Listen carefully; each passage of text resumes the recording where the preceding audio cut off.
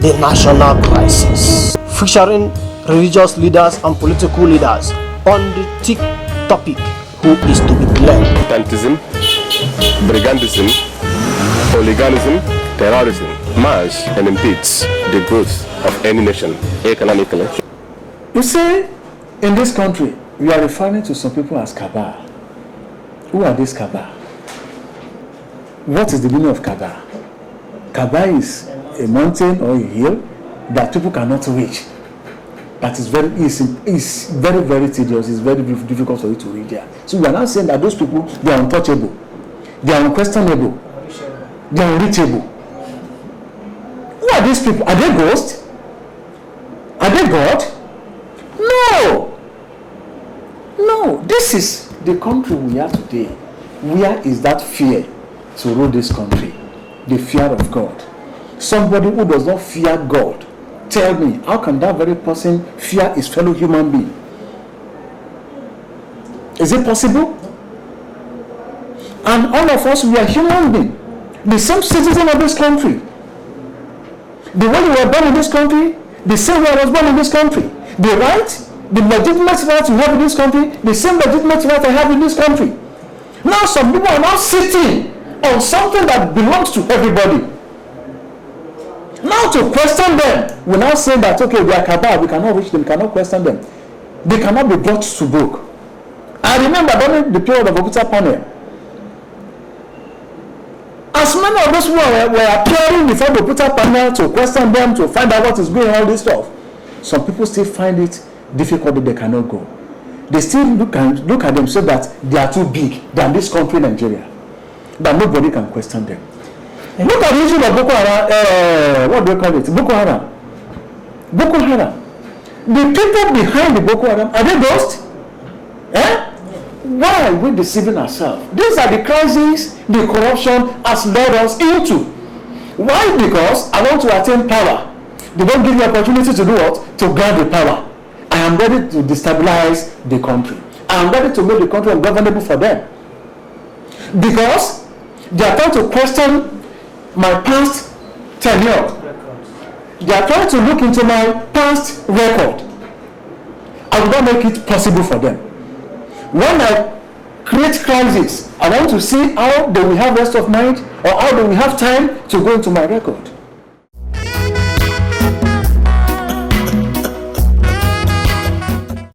Some of our political leaders go to the peak without winning an election. Some of them, the moment they get there, they don't even bother to know they are representing a constituency. They after stealing the money, siphoning, doing so many atrocities. They mobilize youths to make sure they rig for the election, and at the end of the day, they are not being properly taken care of. And these youths turn out to be something else after they are being dumped. Then the religious leaders in their own part, they don't preach what they're supposed to preach at the pulpit, not minding whose onions is at stake. They go to Aso Rock, they collect kickback, they praise whoever that is there. Our president, you are doing wonderfully well. When the president is lacking in so many ways, when the masses are suffering, when the people's no job, people are not going to school, youths are unemployed, so many things are happening. You see widows every day coming up. What is happening to their husbands? So many illegal killings, so many atrocities, raping. It's an act of this thing that brought about Boko Haram.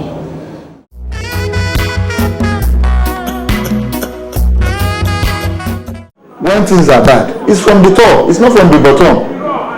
It's from the top actually. When somebody at the head says this is what he wants, people at the bottom must surely obey with it. But when they refuse to do it at the top, everybody down here will be corrupt too. And when they are corrupt, it will affect the whole system of the economy. That is why I want to appeal to the government. We should go back, call the conference where leaders will sit down. Because today we are talking about Boko Haram. For some time past we are talking about OPC. We have talked about this Niger Delta youth. These are because they have their own peculiar problems. The Boko Haram issue, if it is not political leaders that are underneath, these things will have stopped for a long time. But because there are people, they know where they get money. Boko Haram doesn't get money from anywhere except from the political leaders. They started by using them as stock. After using them as stock, we cannot control. The hands are with them. They have taught them how to carry gun. They are taught how to make bombs. When they are using them, after they use them, these people now become an entity. They now start to use what they have at hand to get what they want. This is what I feel is happening that is causing our own national crisis today. And if it's only God that wants Nigeria, that is behind Nigeria, whatever we are doing, in other countries it's not up to this before it now gets to a civil war.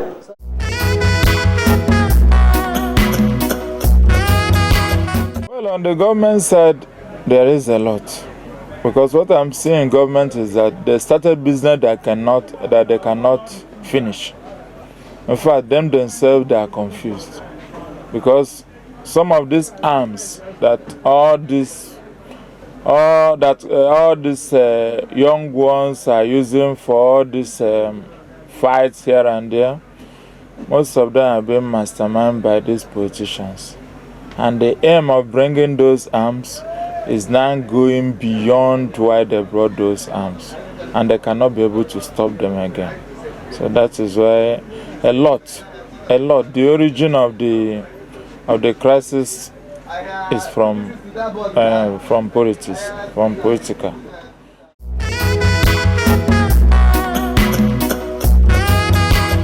The whole system in Nigeria is already corrupt. Even the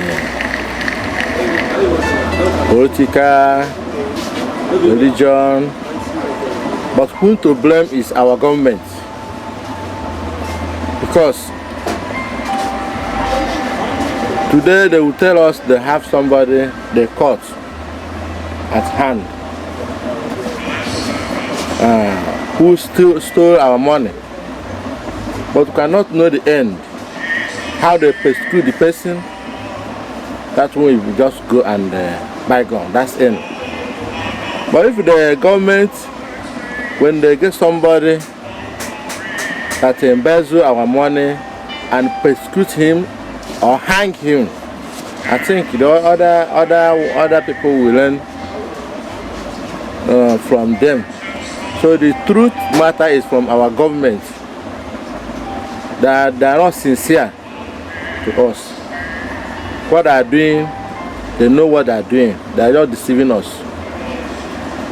Thank you.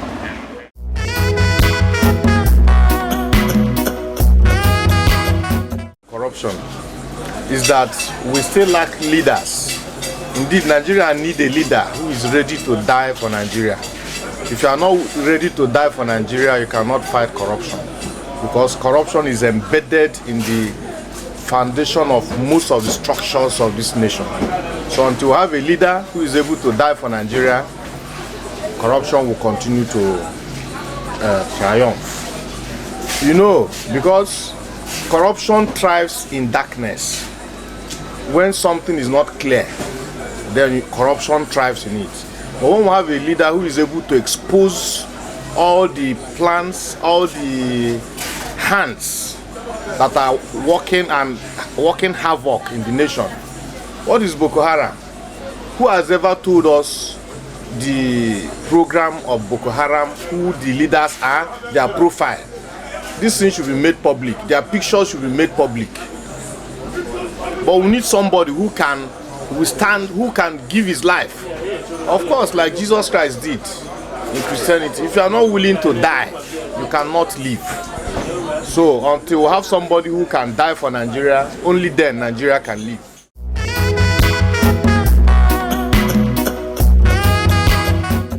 Security of lives and property is an exclusive reserve of the government and the governed. Militantism, brigandism, hooliganism, terrorism mash and impedes the growth of any nation economically, shun all vices, embrace peace and dialogue. Peace be to Nigeria. Thank you.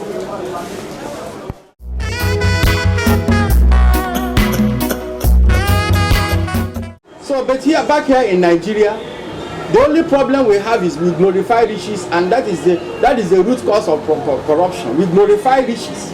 If you see a rich man is deified as a god, and people worship him because he's rich.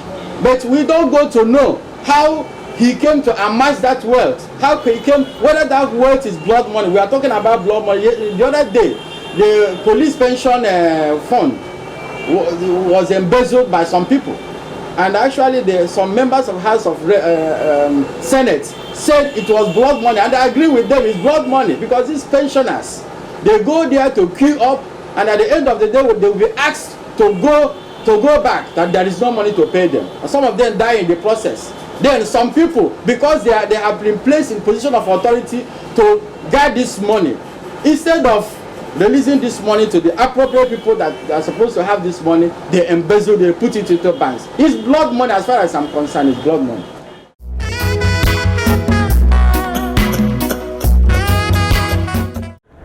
Nigeria as a whole is a blessed country, and we stand on 3 stands.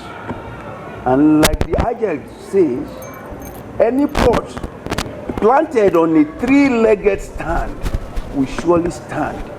That is the principle that holds Nigeria together.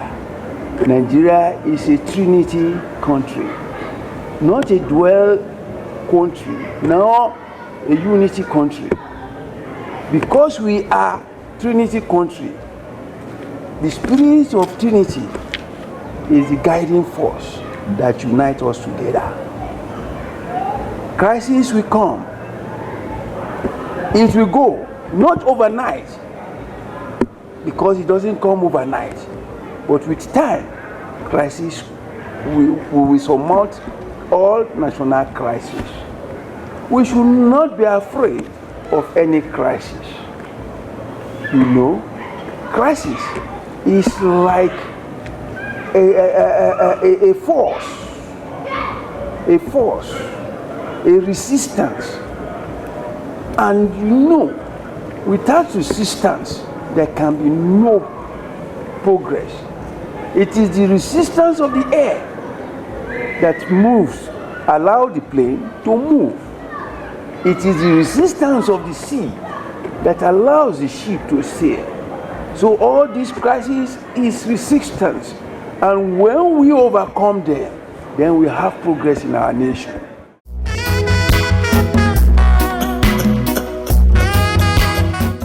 Because as it is right now, you can't really portion blames to anybody. You can't really say that you have the political class to blame, or that you have the religious class or the religious body to blame. Because the way it is right now in Nigeria, this corruption of a thing is something that you grow to meet. So you find out that when, even as a religious leader, that you try to talk to your people to do the right thing, at the end of the day, the society is there to tell them otherwise. And the political class on their own side is a product of the environment, is a product of the community. So they don't have a choice. They cannot operate or function in isolation. So I should say that this is a very critical issue that everybody has to sit down, think about where we want our country to be in future in sake of our children and our beloved country. So I think that everybody have to be on deck or on the lookout to make sure that we make this country a better place. Thank you. From this perspective, I will say from my own point of view that the political class, I think they have failed this country. And I also think that the religious class also have failed this country. Because I feel that if they did their own part, if they did their respective parts the right way, I don't think the Nigeria we have today is what we are supposed to have. So what I'm trying to say here is that the political class should still go back and do a lot of things so that this country will be a better place.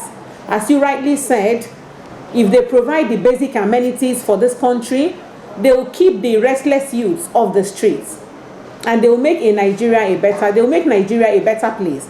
Then if the religious leaders also tell these politicians the right thing to do, if they bring out time to groom a stronger or a more positive people for tomorrow, I think Nigeria is going to be a very great nation in the nearest future. Thank you. Thank you. You're welcome.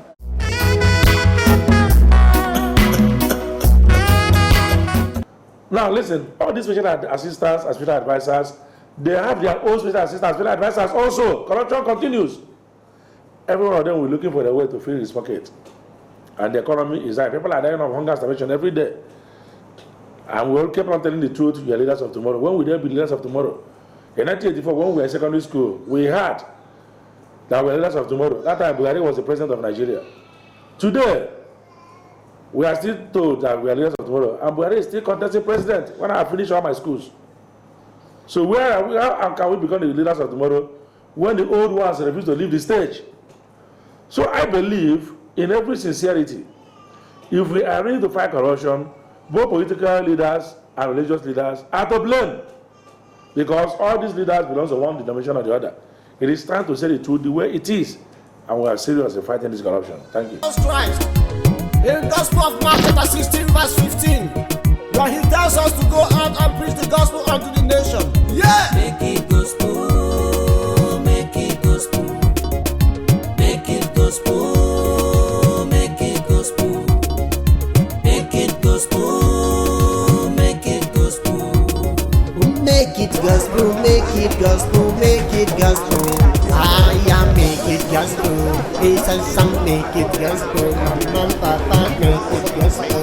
The sister, make it gospel. In the you make it gospel. If you do, make it gospel.